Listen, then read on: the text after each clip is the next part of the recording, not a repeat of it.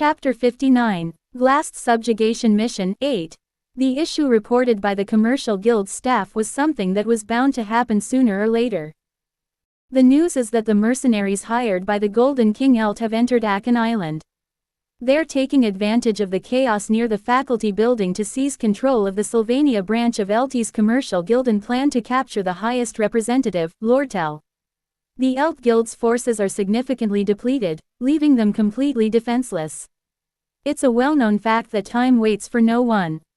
The reason time seems to fly by for me is probably because of how hectically I've lived my life. Running around day in and day out just to make ends meet, and suddenly, it's the final chapter of Act 2.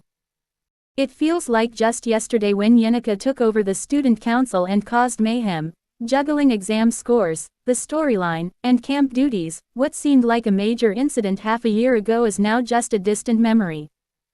No matter how diligently and thoroughly one lives, things that couldn't be addressed in the rush of life tend to resurface at the most hectic, sensitive times. Act 2 went mostly without a hitch. Even the slight deviations, such as the Ophelius Hall occupation, and the Sage's Seal scramble, were neatly resolved. However, one glaring issue, left dangling and unresolved from those events, clearly remains. The Golden King Elt, who was thoroughly defeated in the original story without a chance for recovery, got a bit of a reprieve due to his earlier-than-expected downfall, providing him a last-ditch effort to struggle. This is more a deferred issue than a resolved one. Yes, that's right. It seems the Elt Guild has completed the dethroning process, but the way they've accepted their downfall so calmly suggests they have something up their sleeve. Quote, "I'm worried that Senior Ed might get hurt because of whatever Elt is planning. That's why I called, to make sure there were no issues with him." Quote, "I see. Given Elt's desperate situation, we can't predict what he might do, so we must always stay alert." Quote, Lortel mentioned this when visiting the Elt Guild. She surely had some countermeasures in mind. Act 2 is the last chance to regroup before the latter half of the storyline begins, where trials become increasingly absurd. It's the period when Tylee gains enough strength to stand against the main characters of the storyline. We're almost through the major trials of Act 2. With Glast's defeat, Act 2 should come to a clean and definitive end. We can't let remnants of the past create new variables unchecked. I've mentioned time and again, my informational advantage, knowing the predetermined flow of the future, is my greatest weapon, an absolute edge that must not be squandered if I am to survive in this world. Those who should exit in Act 2 must do so within it. Elt, a merchant who has navigated the commercial world's challenges, poses a significant variable if he manages to maintain his power. There's no need for detailed explanation, I've experienced enough. Even the butterfly effect caused by a third-rate villain who should have fallen at the story's beginning can significantly shake the world. That's inevitable since that third-rate villain is me. I'm prepared to deal with and rectify such anomalies. After all, I need to survive. It's not about others, it's my story. However, if it's not me but others involved, the story changes. Carrying Lucy, I walked towards Taylee's group, followed by Lortel and Yenica catching up in bewilderment. "Stay back," or, Tylee, holding a sword, shouted with Elvira sweating and glaring at me.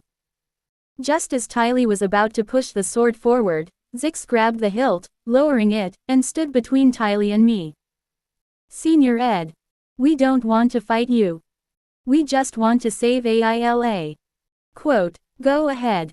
I'm not in the mood to fight anyway."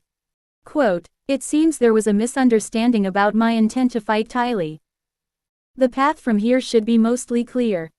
I can't be bothered to explain the details, but after saving Aila, ask her. She was kidnapped with me, so she can fill you in on the situation.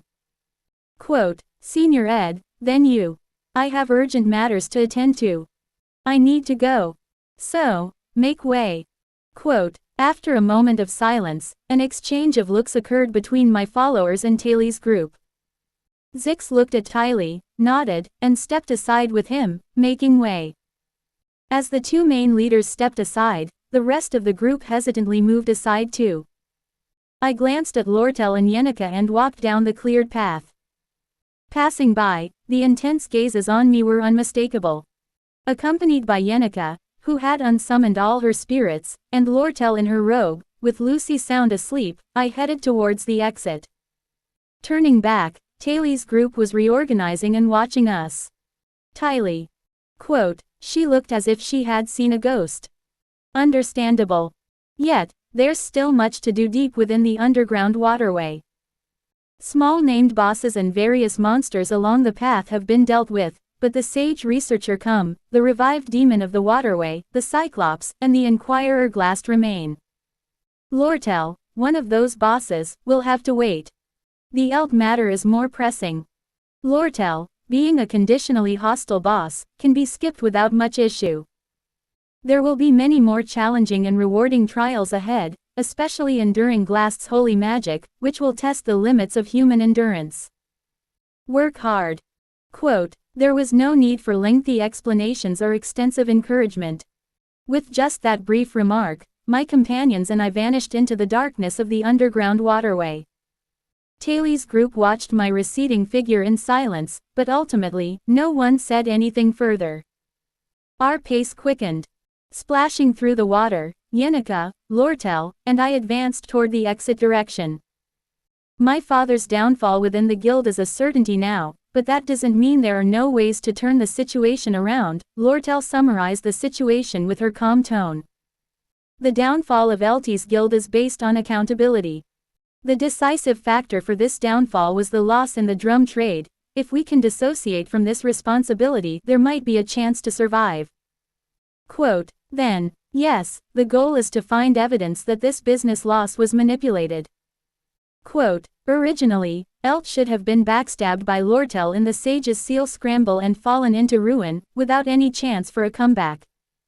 The responsibility for the drum trade loss should have immediately led to his downfall. However, the fact that news of the downfall's certainty is heard, but not of its completion, suggests. Are they using the guild's internal forces for a power struggle? According to the original plan, the downfall should have been expedited without any chance for resistance, but it seems things haven't gone smoothly due to the acceleration of the plan. Quote, this allowed Elt to gain just enough time to return to Sylvania. We'll overturn all the documents in the guild's branch, but I doubt we'll find any evidence that could change the situation. I'm not foolish enough to leave such evidence behind. Quote, so, the conclusion remains the same as before. Quote, yes. The most certain method is to capture me directly, whether through torture or whatever means, to spill all truths. Quote, whatever the case, capturing Lortel, the pivot of Eltie's downfall plan, was the most definitive approach. No, Ed, Yenica abruptly grabbed my sleeve, almost causing me to drop Lucy in surprise. She then wobbled to the front, arms raised to block the path, trembling. We can't follow Lortel, Ed. Quote, Yenica, you'll get hurt again. Yenica seemed surprised by her own loud voice, quickly softening her tone, hiccuping as she regained composure. Ed, you've just escaped captivity. Don't forget that. With your current condition, trying to deal with Golden King Elt is too reckless. Then, Yenica turned her gaze towards Lortel. Did you forget you collapsed from overwork just the other day? Yenica wasn't used to expressing anger. Raising her voice or pressing someone felt unnatural, her voice faltering. Yet, she stared sternly at Lortel, unaccustomed to such confrontation. This is about Eltie's guild. Strictly speaking, it has nothing to do with Ed. I just wish Ed wouldn't get hurt any further. Her voice dwindled, even as she expressed anger, a very Yenica-like reaction. And her argument wasn't wrong. After all, Eltie's downfall and everything else was strictly Lortel's concern. From an outsider's perspective, as long as I kept myself safe, the power dynamics of Eltie's guild didn't matter much to me. However, Lortel was unlikely to be swayed by this rationale. What are you talking about, Ed? No, it was Yenica who spoke first. Lortel opened her mouth to speak but then dashed back a few steps as if struck by lightning, her cheeks flushed, as if ambushed unexpectedly. Move, we don't have time. If Elt had truly invaded the Sylvania dormitory, it wouldn't take long for him to trace Lortel's location to this underground waterway. Everything Elt desires is here. Lortel Cahelm, who can prove the drum trade loss was a setup for his downfall, myself for the credibility of her testimony, and even the physical sage's seal he desperately sought. While the third-party intervention and the Academy forces led by Headmaster Obel won't sit idle, they won't have the capacity to deal with Elt amidst this chaos.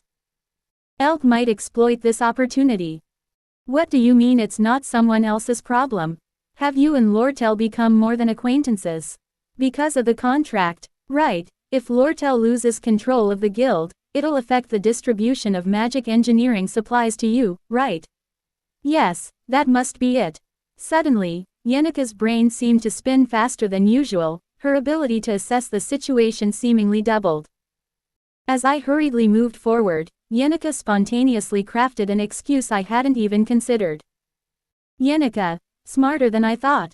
Yes, exactly, right, In the sudden turn of events, without having fully explained everything to Yenika, her ability to infer and adapt on the fly was evident. Certainly befitting of a top student in the grade. Even with the situation of carrying Lucy on my back, Yenika just hurried along with her oak wand clutched tight, instead of asking how it all came to be. First things first, we had to return to the Elt Exchange's Sylvania branch to assess the situation. It would be wise to prevent Elt from pulling any tricks, at least until Tylee wraps up the final chapter.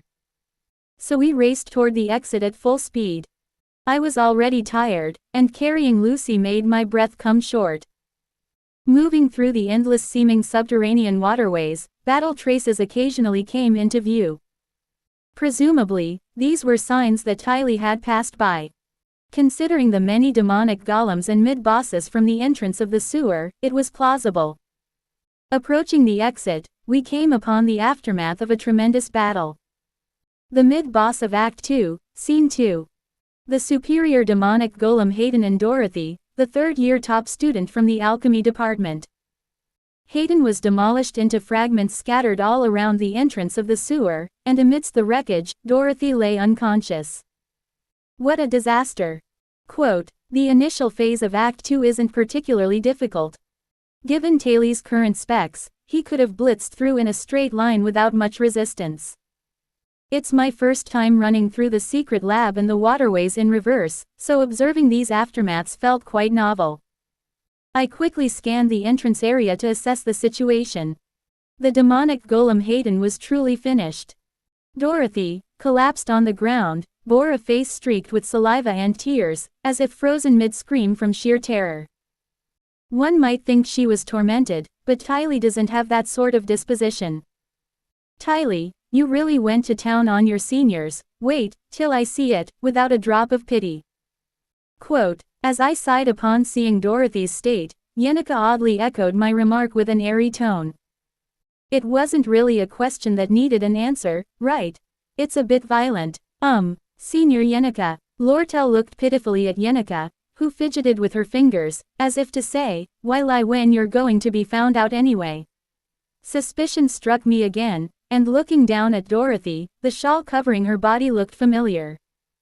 Embroidered with delicate cosmos patterns, it was unmistakably Yenika's, worn over her uniform. On second look, Yenika stood there, hiccuping and cloaked only in her uniform. Sorry, I lied. You did it, Yenika. I didn't mean to do this. It happened while trying to do this and that, but I'm not heartless or tearless. Don't misunderstand. It's true, absolutely true. No, I'm sorry for assuming it was you without knowing. Quote, my apology came out reflexively, seeing her desperation to defend herself. I didn't have time to explain myself, Ed. Don't get the wrong idea. I need to start with muck flying toward me. Oh, don't look at me like I'm a violent person. Don't look at me that way. While I had no view of Lortel's expression, listening to Yenika's story was necessary to understand what had been happening outside while I was trapped. Let's hear the rest as we head toward the exit. We were already close. Just one long staircase, and we'd be outside. The damp depths of the underground waterway made me feel cut off from the outside world. Once outside, breathing fresh air, I'd contemplate our immediate course of action. So, we sprinted up the stairs, with Lortel and Yenica quickly following. Once across the long stairway and outside the waterway, the crisp night air filled my lungs, and a clear night sky came into view. Before that feeling of liberation could settle. The sight before us was unexpected. A spacious marble-paved entrance to the waterway. Among the chaos, one carriage stood out, Lortel Cahelm's. Had the employees been instructed to wait outside before entering the waterway? However, most of the employees had been subdued. 1, 2, 3, there were too many mercenaries surrounding the waterway entrance to count. "You're earlier than expected, Father." Threatening the association's employees revealed that you'd headed for this sewer. "You still have much to learn about personnel management, Lortel." Despite the stars in the night sky, the darkness around the waterway entrance lingered. Ordinarily, the Academy could never allow such a large number of mercenaries to enter. However, most employees were either dealing with the aftermath at Triss Hall or dispatched to locate Professor Glast. Tiley, who had first discovered and followed Glast, quickly gathered comrades to continue the pursuit, while the staff, receiving only paper reports, lagged behind. Had we waited for staff processes to apprehend Glast together, we couldn't predict what might have happened to AILA. That's why Tiley's unilateralism wasn't entirely unjustified. Still, I wished the Academy staff had managed to stop Eltie's intrusion. This mistake, Eltie's meticulous nature must have played a part. "How did you cross the bridge to Aachen? There's only one entryway." "If you can cross the waters, you need not bother with a bridge." Using the cover of darkness, Elt had ferried the mercenaries into the Academy in small boats, cunning as a viper. "The Academy will surely make this a major issue."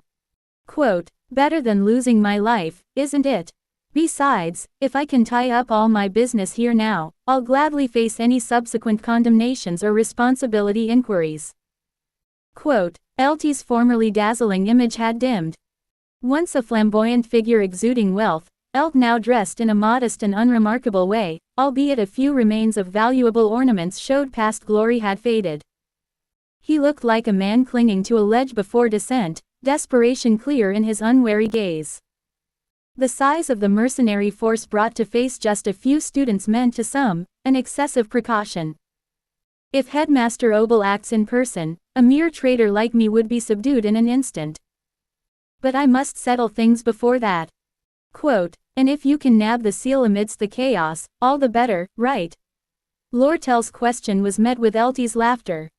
A moment like this was a rare opportunity for Elt. Fail to seize it, and he may never get another chance. "I'm not ready to step off this stage yet, Lortel." I quietly gazed at Elt. The fake boss of Act 2, doomed to a tragic end by Lortel's betrayal. Despite his sturdy appearance, I felt no animosity bubbling up. Selfish, inherently vile, willing to murder for glory and fortune, and to manipulate others without hesitation. I knew well. In any story, a villain as vivid as one from a painting is indispensable. For each protagonist who moves and inspires all with virtue, there must exist a villain, evil by birth, destined for a miserable end. It's ironic that it's easier to become a villain than a hero living in this world. Struggling for one's share in life, one could routinely appear heartless and cruel to others. Certainly, Elt had gone too far, crossing moral lines repeatedly. Nevertheless, I bore him no ill will. Elt obstructed our path so doggedly because he, too, sought survival. No villain desires merely to remain a defeated outcast after falling from the grand stage. To survive, this is every living being's yearning, irrelevant to purity of character. My situation was the same, which is why I refrained from moral judgment of Elt. Yet, I had no intention of yielding. The ground shook without warning. Everyone, Elt, his mercenaries, the subdued association employees, Yenica, and Lortel, appeared stunned by the sudden tremor. The shock was different from when Lucy broke through the earth. As the world seemed to turn over, I steadied myself. Then, Susan's estate was struck by lightning from a clear sky. Only when the night sky's 7 great stars align can the high celestial magic, descent of the demon realm, be used. Among Professor Glast's celestial magics, it commanded the grandest scale. Massive amounts of mana circulating in the atmosphere met Glast's celestial magic, resonating with celestial magic circles etched across the academy grounds. Explosions echoed, and giant towers of mana erupted from various points, their scale belying the imagination. Each mana tower seemed to pierce the clouds, as high as a half-day's climb. This was the construction event of Glast's mana tower, unfolding the moment Haley's group entered the secret research lab. To chase Glast, who had fled to the top of a mana tower, they had to aim for the deepest entrance within the secret research laboratory. The towers absorbed celestial magic like antennas, not 1 or 2 but 10 in total. To twist the very laws of nature, such was the necessity. The story's final stage was ascending above us. Reacting to the overwhelming mana, Lucy, who had been carried on my back, opened her eyes wide. The resurrection of the lion, she murmured to herself as she lifted her head to view the sky. Beneath the night sky embroidered with crimson mana, I stood erect. Even with the world in upheaval, Elt glared steadily at us. The stage of our story lay beyond. I understood his grit, to survive and ascend above the stage by any means. Alas, this is where Eltie's journey ends. This is not a neatly packaged tale of the triumph of good over evil unfolding on a grand stage. Mired in the mud are the villains, bitter struggles for existence, where elaborating on good and evil seems laughable. No more roles await Elt. If a person isn't benevolent, doesn't positively influence, or can't lend strength in dire times, regretfully, it's time for him to exit the stage. My resolve to survive remains unchanged. For I, too, must live on. Taley's group effortlessly bulldozed a near-straight path from the underground waterway to the monster research laboratory. Besides the weakness of the monsters, the major passages had already been cleared, likely by Ed Rothtaylor during his escape. No trace of battle remained, and the route showed no sign of wastage. No signs of traps to ensnare Taley's group were found. Reaching the Soul Library, Ed appeared to have completed the task, no enemies were left. Was it truly only support for Taley's group that motivated Ed Rothtaylor? What then, could that urgent matter be that caused him to rush away from the waterway? In this crisis, with a teacher causing trouble, a student kidnapped, and a seal stolen, what could be more urgent? With these questions, Taley's group continued deeper into the secret research facility. At this moment, their priority was saving AILA. That was all that mattered. If you want to have more videos like this, then like and subscribe to my channel.